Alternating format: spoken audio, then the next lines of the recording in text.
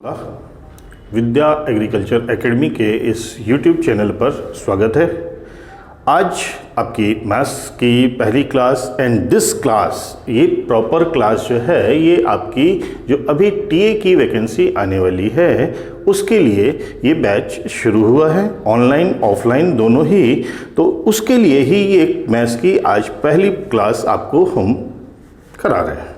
ठीक है, क्लास देखिए, चैनल सब्सक्राइब करिए, शेयर करिए और जितनी जल्दी जुड़ सकते हैं उतनी जल्दी जुड़िए, क्योंकि वैकेंसी डिक्लेयर होने के बाद आपको एग्ज़ाम के लिए शायद उतना प्रॉपर टाइम नहीं मिलेगा।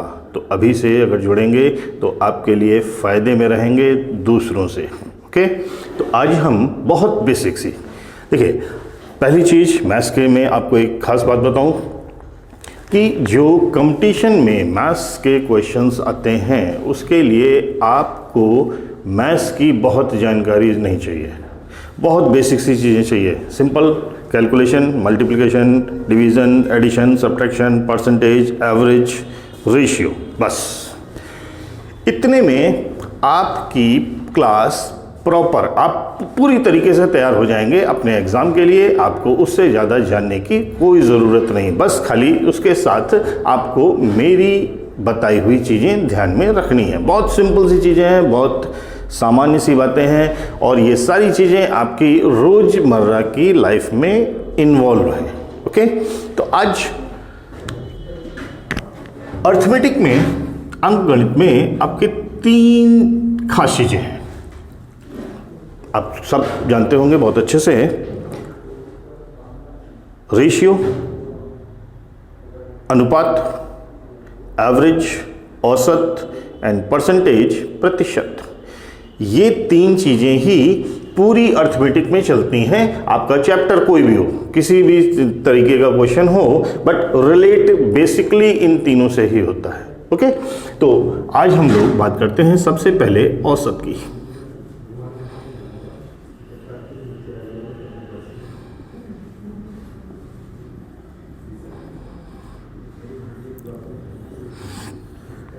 औसत, तो देखिए औसत, चूंकि मैं बोल रहा हूँ ये बिल्कुल बेसिक चीज़ है तो बिल्कुल बेसिक से ही इसको उठाते हैं।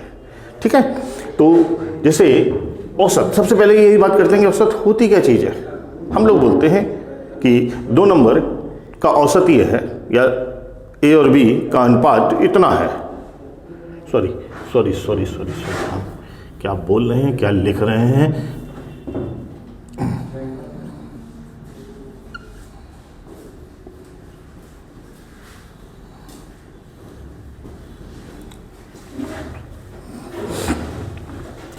अनुपात, 2 नंबर इस अनुपात में है या 2 नंबर का अनुपात ऐसा है।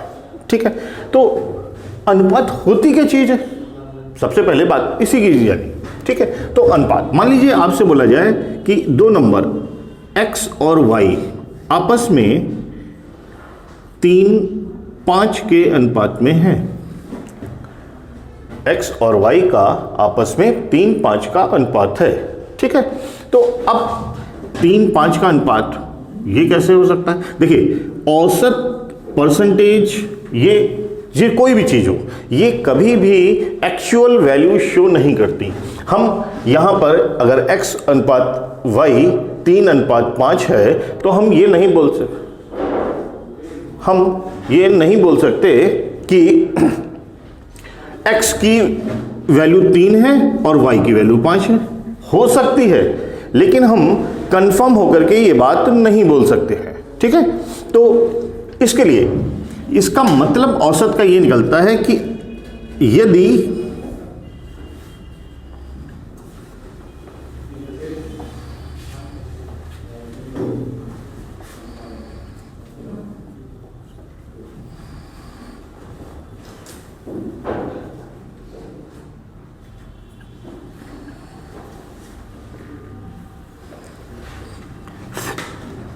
अगर हम x की वैल्यू को 3 माने तो y की वैल्यू 5 होगी। ठीक है, हम कंफर्म होकर ये नहीं बोल सकते कि x की वैल्यू 3 है और y की वैल्यू 5 है। ठीक है, ये दोनों ही नंबर आपस में इस तरीके से रिलेट किए गए हैं, आपस में इनको इस तरीके से संबंधित किया गया है। तो ये इनका आपस में संबंध है 3 5 का। तो अगर x की वैल्यू 3 है तो y की वैल्यू 5 होगी। ठीक है, अब इनको हम ऐसे भी बोल सकते हैं। अब इसको हम कहीं पर भी ले जाएं, मान लीजिए अगर हम बोलें x की वैल्यू 6 है तो y की वैल्यू 10 होगी। अगर x की वैल्यू 21 है तो y की वैल्यू 35 होगी। कहने का मतलब ये दोनों ही रिलेशन, ये जो भी रिलेशन बन गया है औसत में, अनुपात में जो बेसिक रिलेशन दिया हुआ है, वो रिलेशन हमेशा एक ही नंबर से मल्टीप्लाई होकर के नई वैल्यू देगा। ठीक है, तो ये बेसिक अनुपात होता है। तो अनुपात को आप इस तरीके से कह लीजिए कि दो नंबरों का जो सबसे सिंपल, सबसे आसान रिलेशन होता है, संबंध होता है, वही अनुपात कहलाता है। ठीक, दो नंबरों का आपस में समान, सबसे इजी, सबसे सिंपल संबंध अनुपात कहलाता है। ठीक है, तो अब अनुपात को हम दो तरीके से रिप्रेजेंट करते हैं। दो तरीके से क्वेश्चन में आपको मिल सकता है। आपको या तो ये मिलेगा कि दो संख्याओं का अनुपात इस तरीके से है, या फिर ऐसा भी मिल सकता है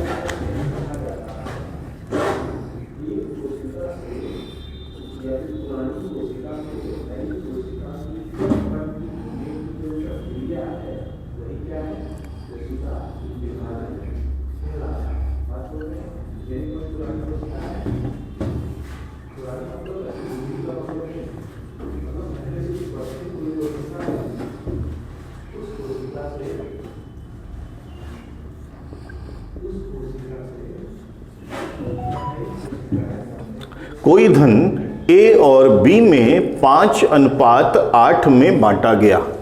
ठीक है, तो यहां पर अब देखिए, ये रेशियो का एक और तरीका, अनुपात का एक और तरीका है क्वेश्चन में लैंग्वेज लिखने का। ठीक, अब यहां पर A और B ये दोनों ही संख्याएं 5:8 के अनुपात में है। ठीक, लेकिन दोनों ही आए कहां से? दोनों को में बांटा गया है एक धन, तो जो A की वैल्यू होगी वो भी यहीं से निकलेगी, B का जो भी मान होगा वो भी यहीं से निकलेगा। तो यहां पर ये दोनों ही संख्याएं इस पर निर्भर हैं। ठीक, तो हम जो ये अनुपात लिख रहे हैं, ये आया है कुल धन, जो भी धन बांटा गया वहां से।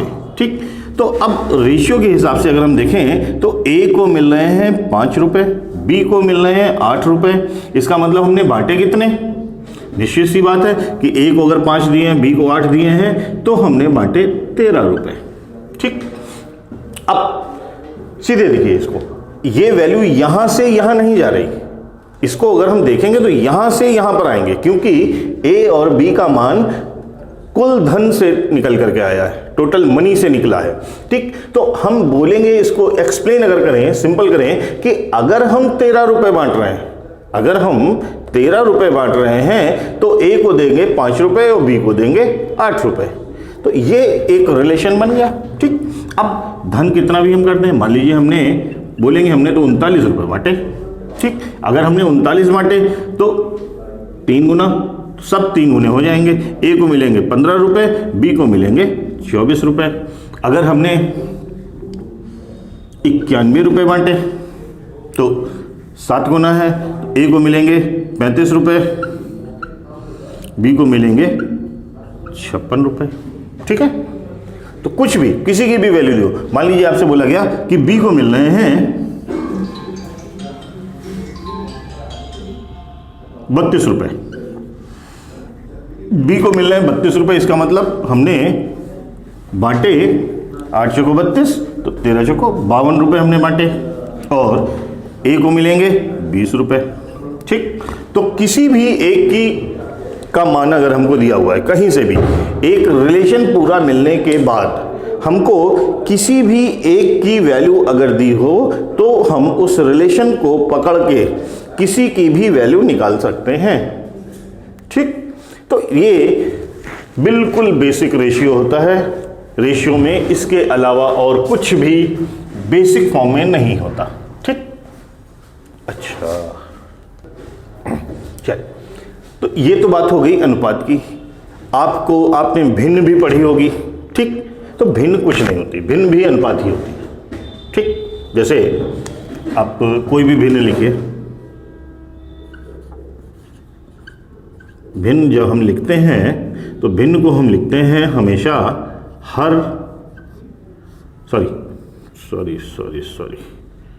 अंश बटे हर, ये लिखते हैं हमेशा। ठीक, अब हम कोई भी एक, ये जो पीछे हम लोगों ने रेशियो लिया था उसी को ले लेते हैं। ए बी 5/8 का अनुपात कुल धन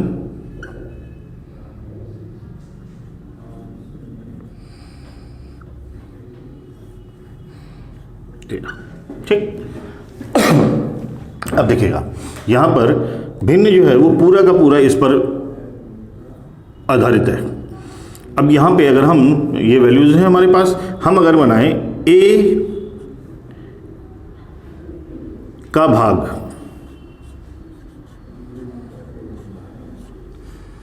कुल धन में,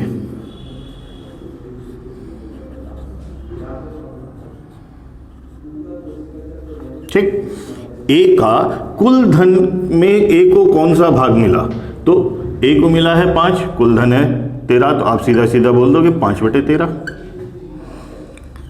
बी का कुल धन में भाग 8/13, ए का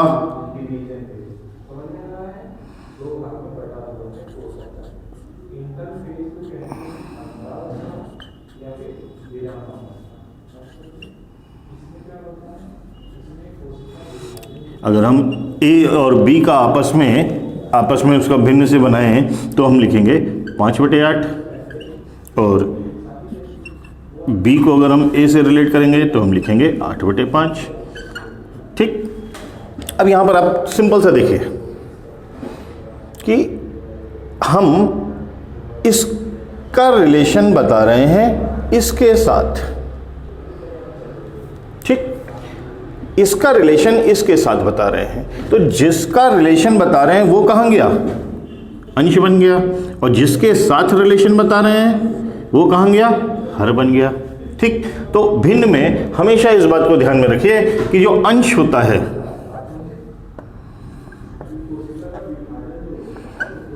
जिसका रिलेशन बताया गया,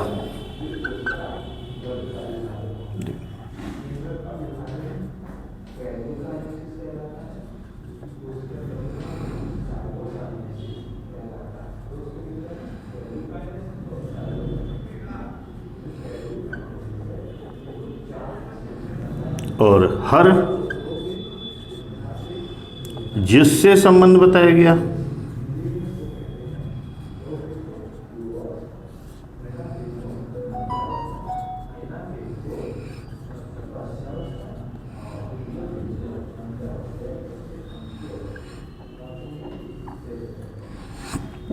ठीक, तो भिन्न में बस खाली आप इसको ध्यान में रखिए।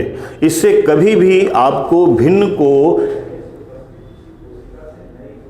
हल नहीं करना पड़ेगा, सॉल्व नहीं करना पड़ेगा कभी भी।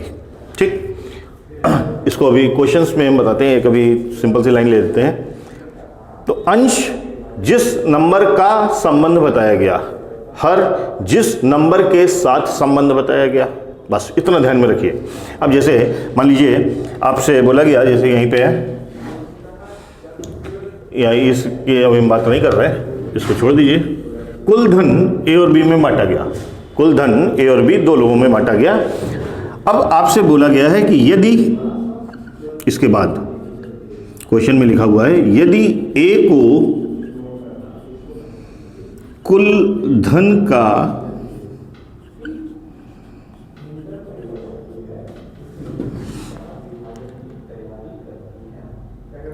9/17 भाग मिला हो,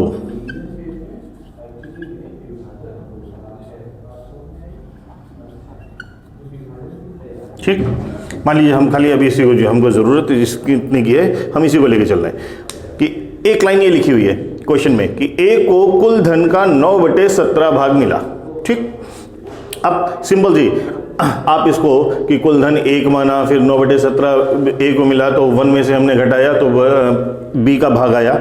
लेकिन यहाँ पर अगर आप देखो तो बिल्कुल सीधा सीधा दिख रहा है। हमने क्या बोला था, जिसका संबंध बताया गया, तो ए का संबंध बताया जा रहा, कुल धन के साथ बताया जा रहा है, तो ए की वैल्यू हो गई 9 अंश, ठीक। कुल धन हो गया 17, तो 17 रुपये बांटे, ए को मिले 9, बी को मिलेंगे 8। साफ साफ दिख रहा होगा आपको। तो अब अगर हम ए और बी का रिलेशन यहाँ पर बनाएं, अनुपात बनाएं, तो ए का भाग 9, बी का भाग 8, 9:8 अनुपात बन गया। क्लियर? तो कहने का मेरा मतलब है कि अगर जरा सी चीज हमको पता है, बिल्कुल बेसिक है, ठीक, तो हमको कभी भी भिन्न नहीं सॉल्व करनी पड़ेगी, ठीक। जोड़ना घटाना कुछ नहीं करना पड़ेगा, सीधे सीधे हमको नंबर दिखाई देता है, ठीक। तो ये आपका रेशियो से ही रिलेटेड होता है, भिन्न वाला पोर्शन। हाँ चलिए, तो ये तो हमारी अनुपात की बात हो गई। उसके बाद भिन्न की भी से भी को भी हमने रिलेट कर दिया।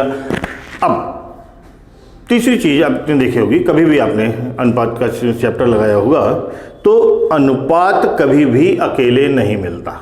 अनुपात आता है कोई पेपर बुक में, आपको हमेशा चैप्टर मिलेगा अनुपात एवं समानुपात, ठीक। तो समानुपात,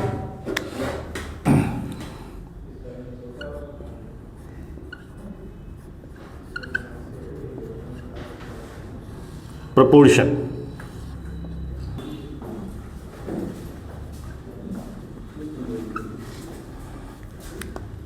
समानुपात, प्रोपोर्शन।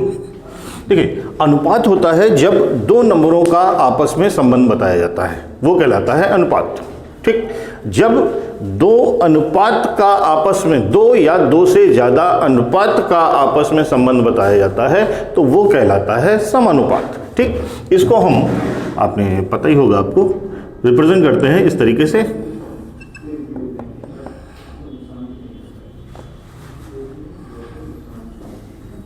ठीक, इसका सॉल्यूशन होता है, जो इसको सॉल्व करते हैं वो करते हैं a into D is equal to B into C, ठीक। और इसमें बिल्कुल बेसिक फॉर्म में आपके 3 क्वेश्चन बनते हैं खाली। पहला,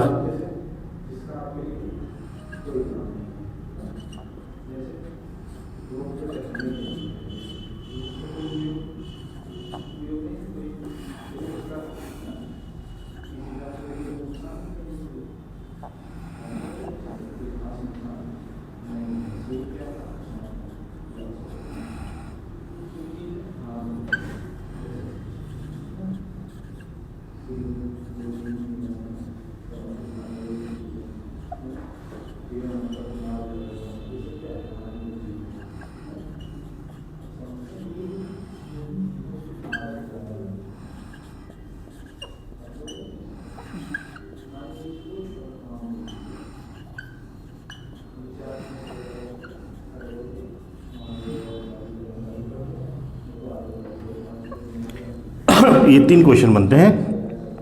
ए बी सी का चतुर्थानुपाती पूछा जाता है, ए बी का तृतीय अनुपाती पूछा जाता है, ए बी का मध्यानुपाती पूछा जाता है। तो इसका जो फॉर्मेट बनता है, इसके किस तरीके से करते हैं देख लीजिएगा।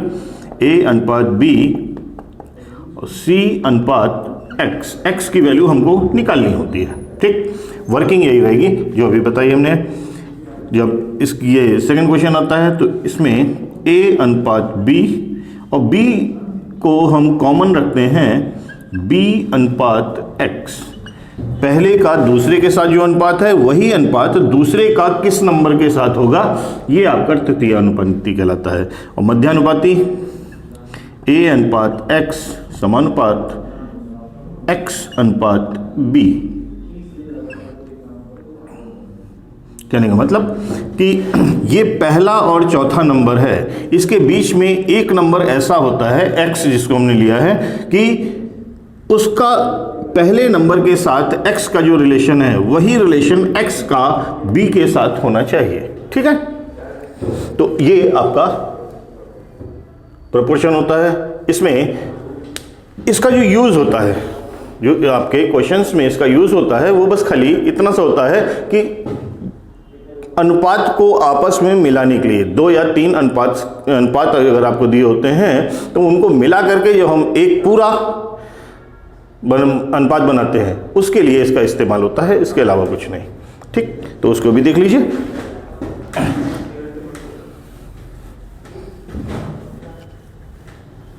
मान लीजिए आपको 3 अनुपात दिए हुए हैं अलग अलग, A अनुपात B अनुपात C अनुपात D। ठीक, A B दिया हुआ है, B C दिया हुआ है,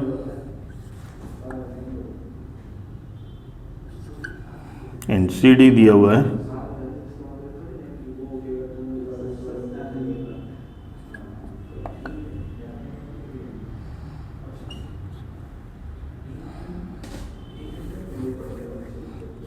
अच्छा, ए बी का अनुपात दिया हुआ है 3 4, बी सी का दिया हुआ है 2 3, सी डी का दिया हुआ है 5 4।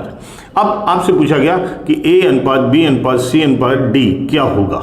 ठीक, तो इसके लिए हम कभी भी तीनों अनुपात एक साथ लेकर के मत चलिए। किताब में आपको ये तरीका मिलेगा, बट कभी मत लीजिए। हमेशा 2 अनुपात लीजिए एक साथ और उसमें कॉमन नंबर बराबर कर दीजिए। ठीक, तो हमने पहले लिया ए बी और बी सी। ठीक, इसमें कॉमन है हमारा बी, तो बी को हम बराबर कर देते हैं। ये 4 है, ये 2 है, 2 और 4 को अगर हम बराबर करेंगे तो अर्थमेटिक में नंबर हमेशा अपने एलसीएम पर बराबर होते हैं, लघुत्तम पे। ठीक, तो इन दोनों का एलसीएम 4 बन जाएगा, तो इसको कुछ करने की जरूरत ही नहीं। ये वाला रेशियो जो है वो 2 से मल्टीप्लाई हो जाएगा। तो रेशियो में कभी भी अकेला नंबर मल्टीप्लाई नहीं होता, पूरा का पूरा रेशियो मल्टीप्लाई होगा हमेशा। ठीक, तो ये आपका बन जाएगा 3, ये रहेगा 4, ये भी 4 हो जाएगा, और ये हो जाएगा 2 × 3 6। ठीक, अब ये बन गया ए बी सी। इसमें जो है हम इसको मिला देते हैं। अब ये ए बी सी हो गया, ये सी डी है, तो यहां पर अब हमारा सी कॉमन हो गया। ये 5 है, ये 6 है, 5 और 6 मल्टीप्लाई होकर के 30 पर ही बराबर होंगे। तो इसको 30 बनाने के लिए 6 से मल्टीप्लाई कर देते हैं, इसको 30 बनाने के लिए 5 से मल्टीप्लाई कर देते हैं, तो ये आपका बन जाएगा 15, 20, 30 और ये हो जाएगा 24। ये आपका बन गया ए अनुपात बी अनुपात सी अनुपात डी। ठीक, इससे ज़्यादा आपको मर्ज करने के लिए कभी भी नहीं मिलेगा एक साथ। तो ये वर्किंग आपकी बहुत काम आती है क्वेश्चंस में, तो इसको ध्यान दीजिए। इसके अलावा जो बिल्कुल बेसिक अभी मैंने बताया है, बहुत बिल्कुल बेसिक सी चीज़ें बताई हैं, सिर्फ इस पर ध्यान दीजिए। ठीक है, और कभी भी कोई भी बेसिक चैप्टर पढ़िए या कभी भी अर्थमेटिक पढ़िए या कुछ भी पढ़िए, हमेशा बेसिक पर सबसे ज़्यादा ध्यान दीजिए। बेसिक अगर आपको क्लियर है तो क्वेश्चन अपने आप सॉल्व होते रहेंगे, आप खुद भी कोशिश करके क्वेश्चन सॉल्व कर लोगे।